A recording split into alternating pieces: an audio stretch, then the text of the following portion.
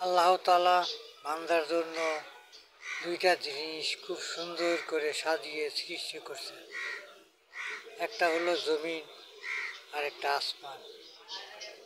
জমিনে যা কিছু দেখতেছেন এত সুন্দর করে যে সাজিয়েছেন, গাছ গাছরা, পশু পাখি, জীব জানোয়ার, ফল মূল ইত্যাদি। খুব সুন্দর সবুজ শ্যামল একটা অঞ্চল, একটা গ্রাম, একটা দেশ এত সুন্দর করে সাজিয়েছেন।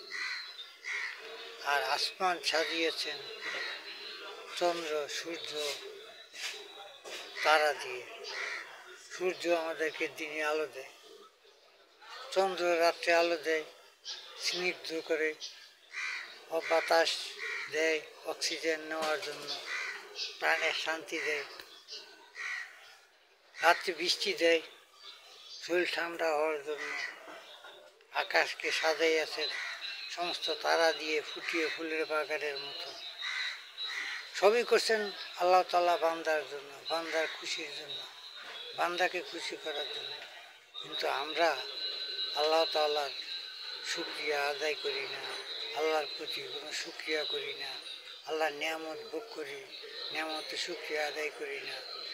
আল্লাহ তাআলা আমাদের প্রতি খাস দৃষ্টিতে তাকায় থাকেন, বান্দা কখন আমার কাছে হাত বাড়াবে আর আমি তার হাত ভরে দেব। আমরা তাও করি না।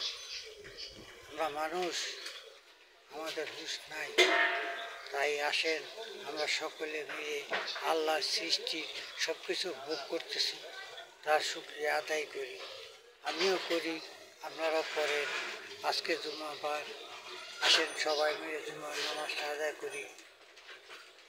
আল্লাহর কাছে প্রার্থনা করি আল্লাহ যেন আমাদেরকে হেদায়েত করে। আমি